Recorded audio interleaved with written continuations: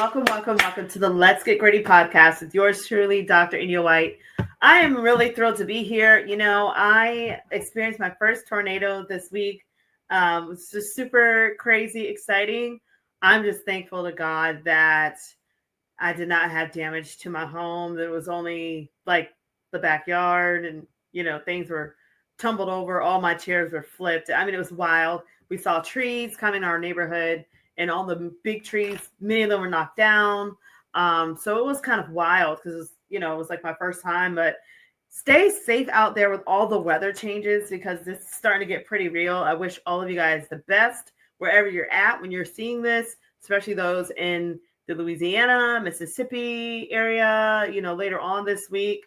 And of course, those in Florida, please stay safe and listen to your weather people. Now, I'm going to transition. I want to get started. First things first, I do want to make some announcements.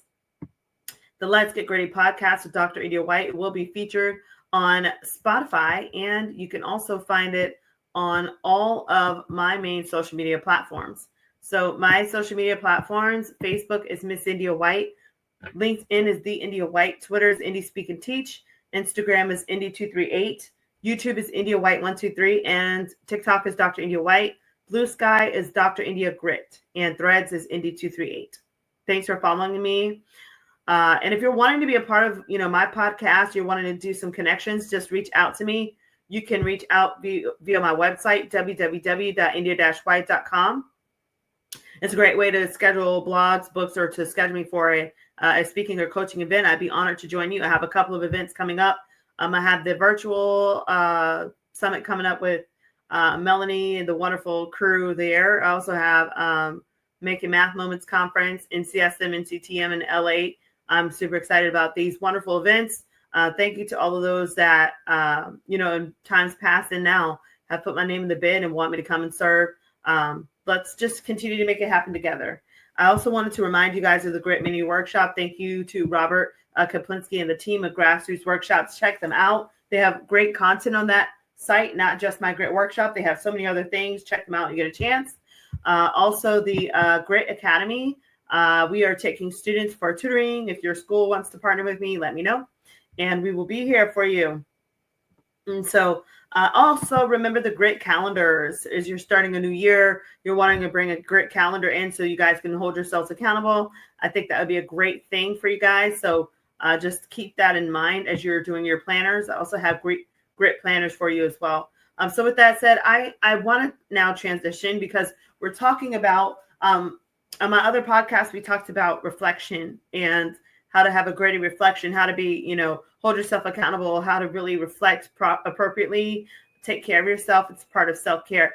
I have been doing a lot of reflection myself as well and making sure that I am showing up in spaces that I need to be at and that I can service well. Making sure that I am,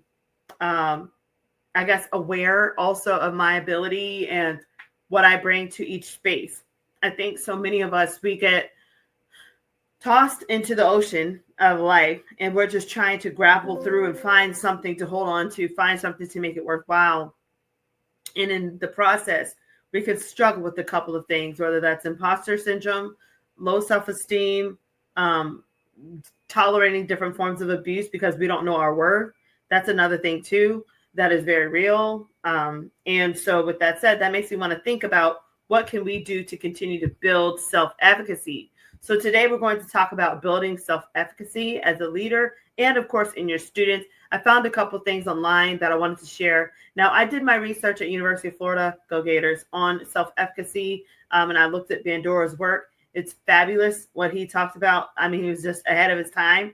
And it's so wonderful what he talked about that even though he wrote about it like back in like the 80s, it's still being referenced today. He's amazing. Just like John Bean and Tinto, like these people were amazing. Wow.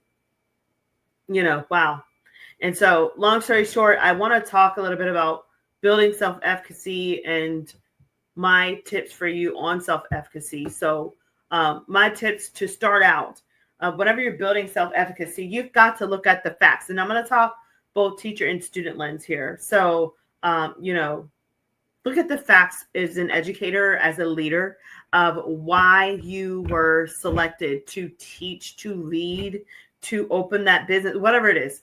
Look at the facts. Do you have the credentials? Yes or no? Do you have the experience? Yes or no? Do you have the leadership ability to, make appropriate decisions in a healthy context? Yes or no? Look at those facts. Look at your data sheet. Like, look at your spreadsheet of what you've accomplished years before. And if you're able to line these things up, where you, like, if you're an educator, were you a teacher of the year? Were you, did you have the top gains? I know one of the teachers in Florida, down in Sarasota, in geometry, had like the highest, scores in the state, I believe, on her exam. So she has that, right? There's different things that you can reference. And then look at your accomplishments and celebrate them. So celebrate those accomplishments. Because you know why? We don't celebrate ourselves enough, but we don't celebrate others enough. And I think it's toxic. I don't know what's up with that, but it's almost like we're afraid to celebrate. We're afraid to tell people because then they think you're a narcissist, or they're trying to cancel you, right?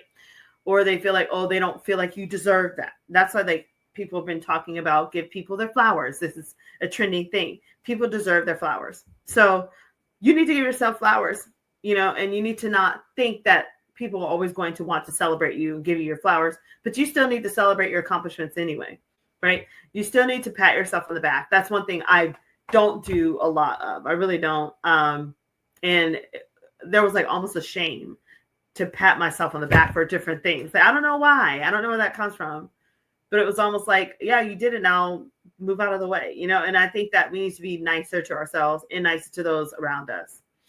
Also, remember that practice makes perfect. So if you're like, I don't know if I'm the best candidate, but as you practice, you will evolve and you will become better. Some of you will even master those things that you're attempting. So remember that. And then, of course, let others in, let people help you.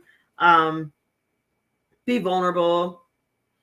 Understand that just because one person can't help you doesn't mean that others aren't willing to help you.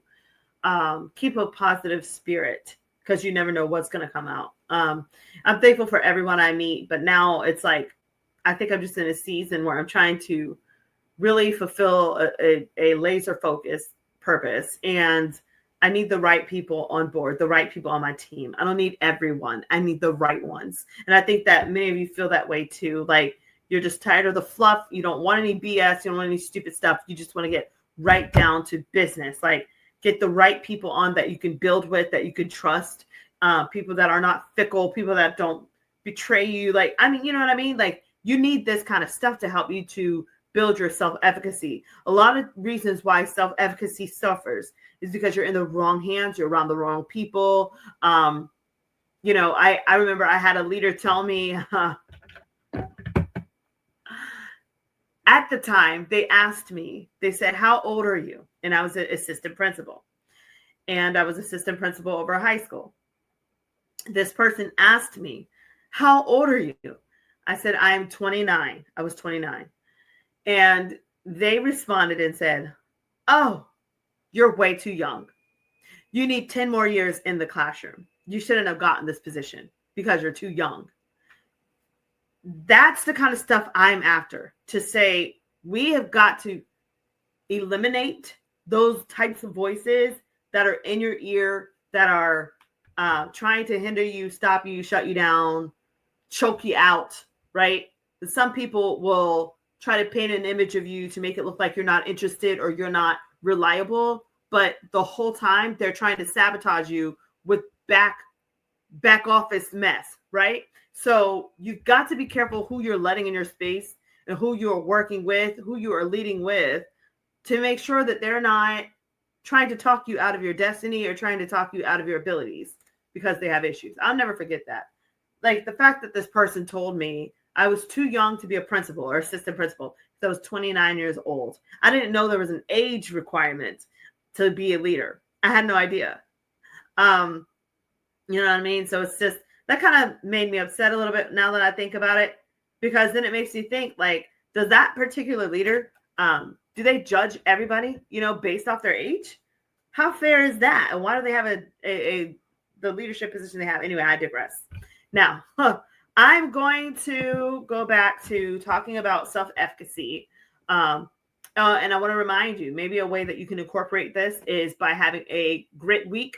I have different grit weeks, whether it's like a growing confidence or growth mindset Monday, resilience Tuesday, self-efficacy Wednesdays, and time management Thursday. So you can incorporate this once a week, to where you really focus and hone in on yourself for an hour or whatever, and, learn about what it is that you do. Now, let's get to some content that I found for us, because I love looking at facts, because I don't want you to think I'm just coming on here and blurbing stuff and I'm just talking out of the side of my mouth. Like, I want you to understand this stuff is backed by research.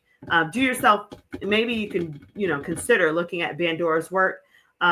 I guess that's just a soft spot in my heart, because I know, the work, I know a little bit of it, and I was just so thankful for what I learned. And also because my late mentor really, he supported me as I worked, on getting my dissertation. And that was one of his favorite topics, was to talk about Bandora. So may he rest in peace. But it was just a good thing to talk about and to remember. So I now want to share my screen. We're going to talk about self-efficacy. I want to look at self-efficacy, building it in students. Building self-efficacy in students. This came from Center for Teaching, Learning, and Mentoring Knowledge Base. Okay. WISC.edu. Okay. So building self-efficacy in students is a cornerstone of effective education, as it empowers learners to believe in their abilities and to tackle their challenges with confidence and resilience. Yes. Self-efficacy, coined by psychologist Albert Bandura, there he goes, refers to one's belief in their capability to accomplish tasks and achieve goals. Educators play a pivotal role in shaping students' perceptions, listen to this, of their competence by nurturing this belief through supportive guidance, constructive feedback, and opportunities for success. That's your job, educator.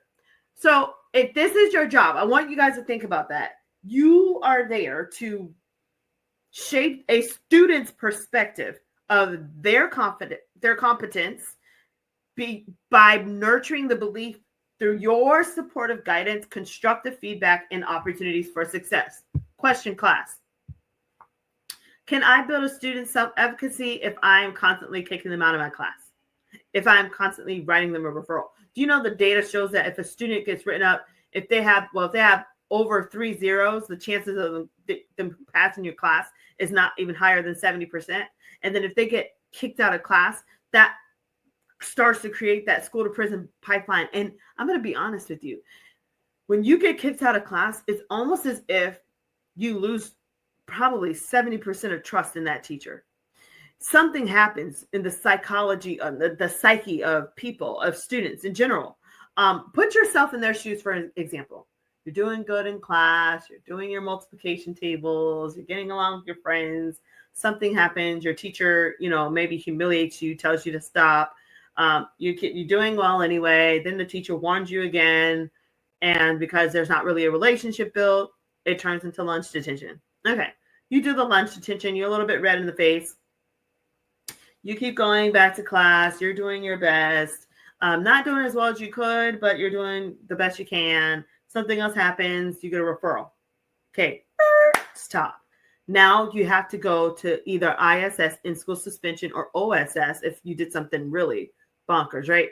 Now you have to play catch up, or you're in that ISS space and you're trying to work on it without anybody explaining to you this new hard math that has been just taught, just placed in front of you. And it's like, it takes all day to do it isolated by yourself.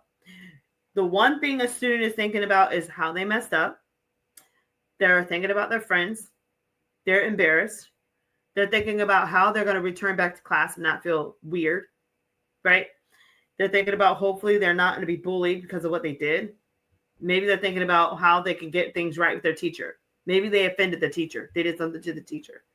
So all these things are going on in their mind, and then they're trying to accomplish this hard work that was just plopped down in front of them.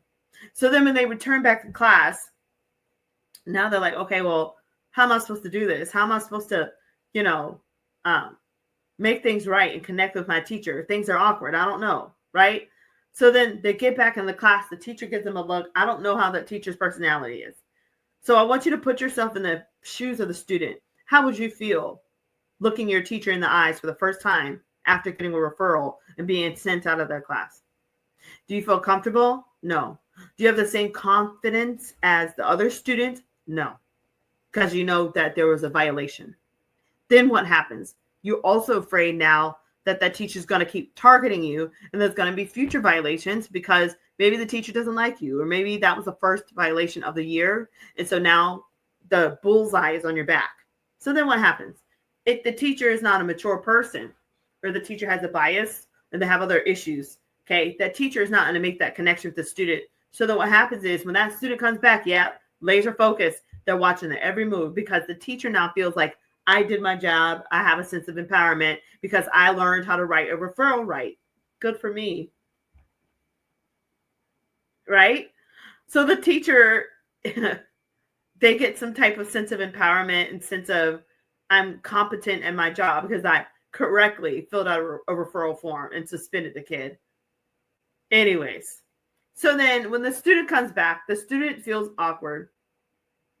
The teacher feels awkward if they haven't built a relationship. A good teacher, a great teacher, would take a moment to get the class set up, pull the kid to the side, and have a one-on-one saying, hey, glad to see you're back. Thank you for your efforts. I forgive you for all infractions. Let's put this behind us. Let's start fresh.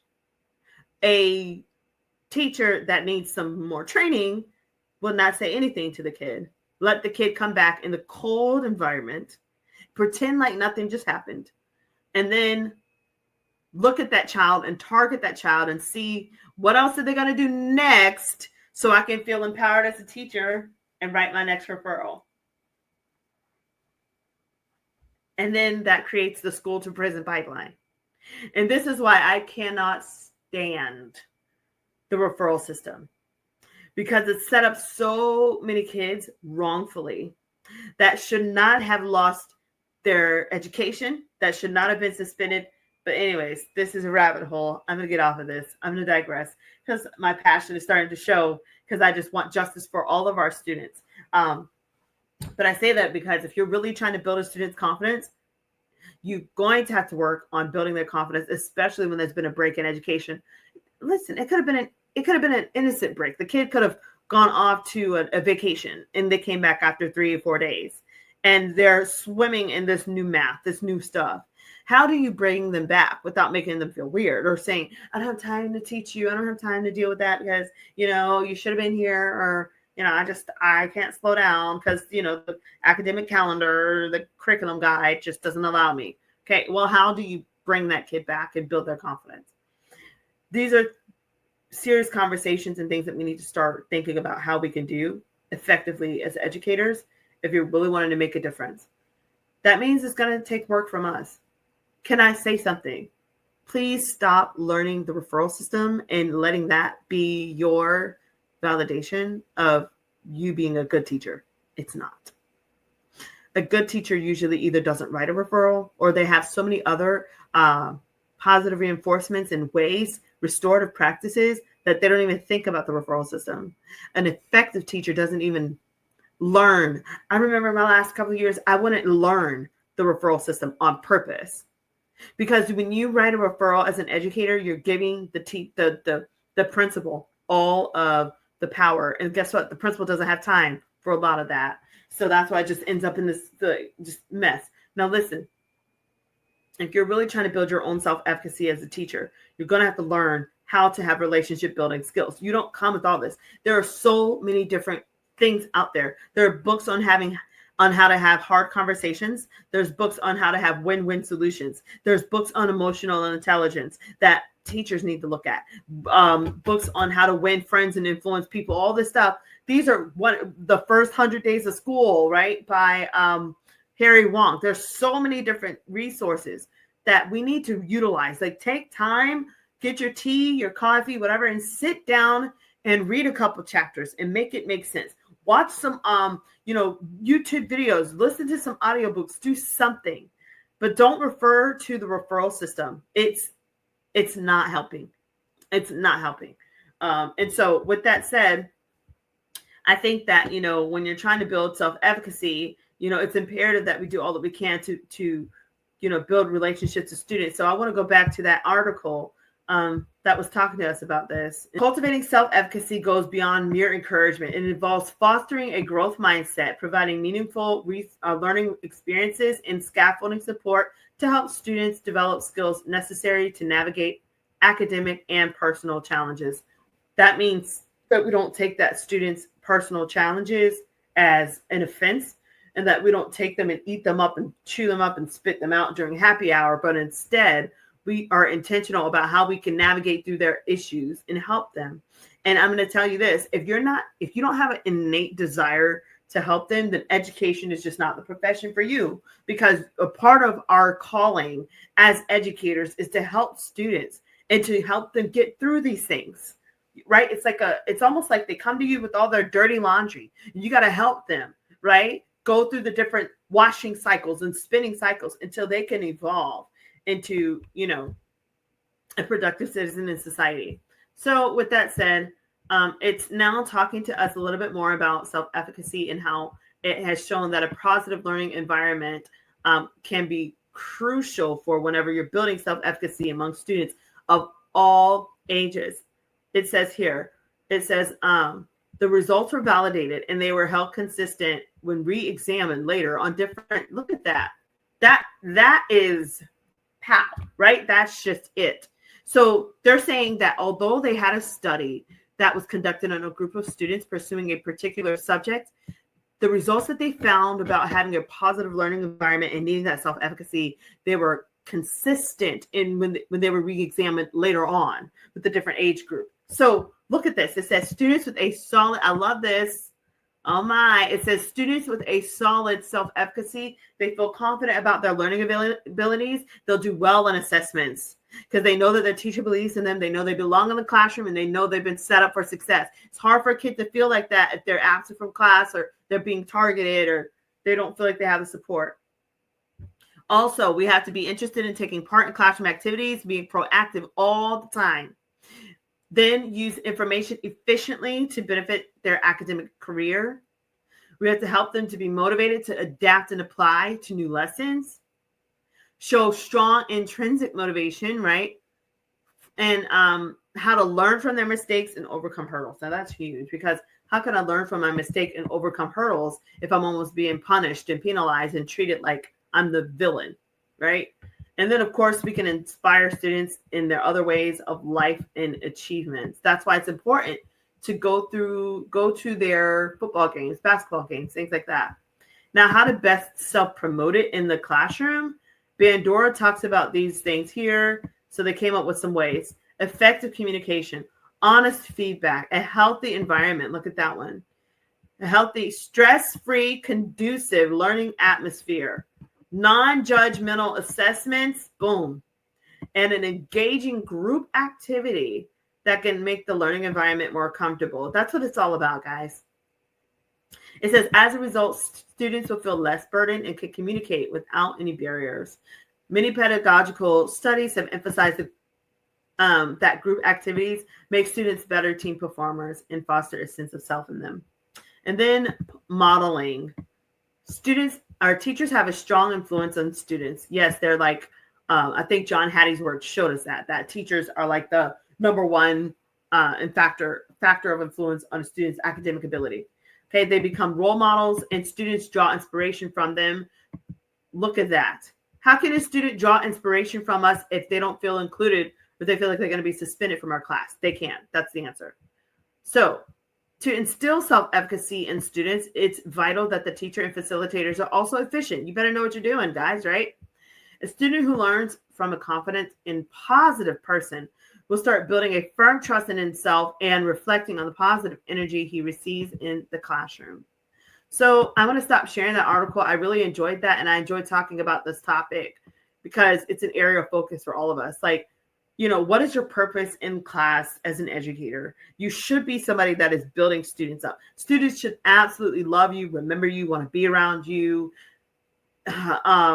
It's more than just a fad or, a temporary thing. This is ongoing.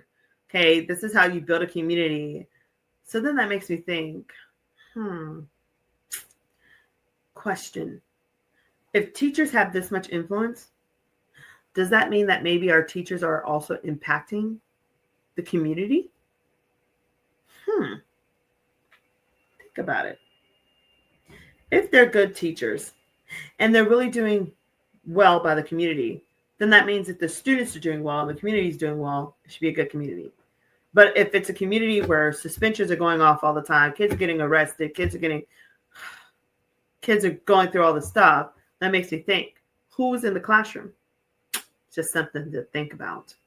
So with that said, I digress. I do want to show something else for us here. Self-efficacy in teaching.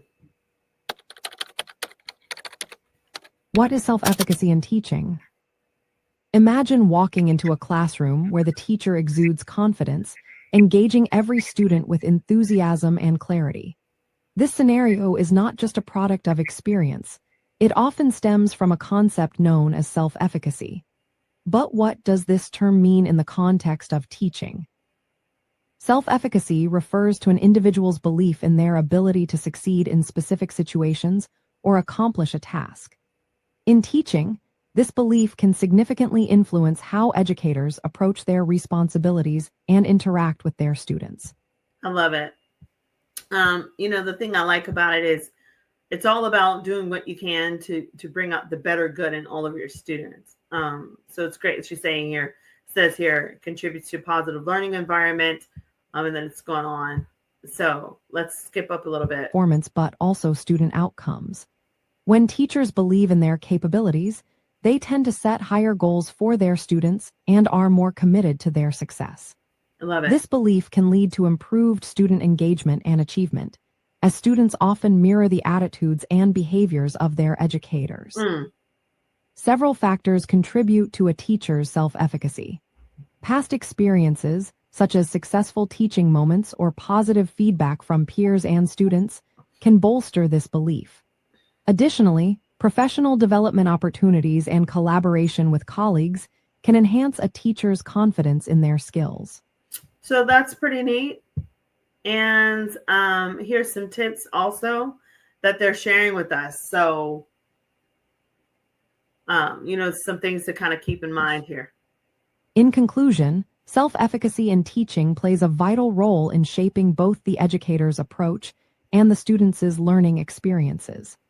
By understanding and nurturing this belief, teachers can create an environment that fosters growth and success for themselves and their students. Excellent.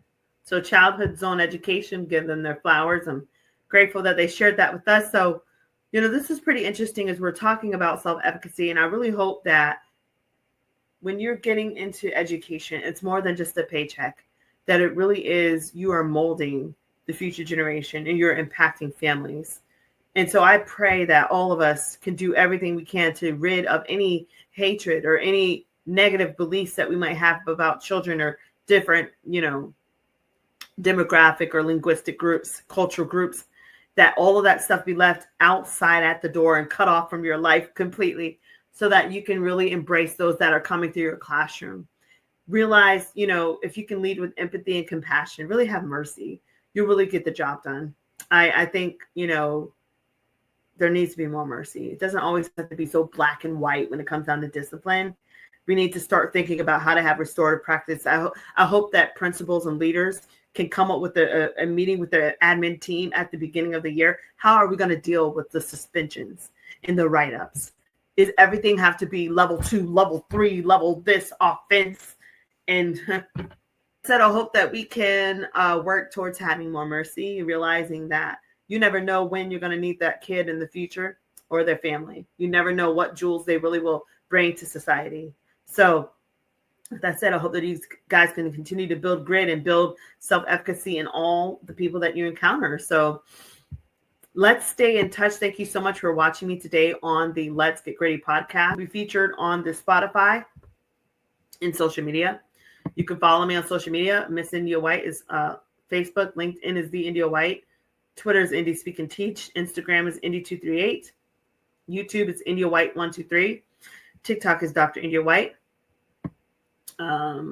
Check out my website, please, www.india-white.com for books, blogs, or to schedule me for a speaking or coaching event. Please check out the G.R.I.T, How to Harness Grit to Help Students Thrive workshop, which is on the Grassroots Workshop website. And check me out at some of these upcoming events. If everything goes as planned, I will see you guys here, LA, NCSM, NCTM, and Making Math Moments, and the other educational webinar. If you're wanting me to do something else with your school, whatever, please contact me directly so I can get out to you. And so also remember the G.R.I.T Academy, we're accepting students for tutoring. So bring them my way, and grab your G.R.I.T calendar before the school year starts so that you can stay ahead of things. Thank you so much again for letting me share. Take G.R.I.T with you. And until next time, stay gritty. See ya.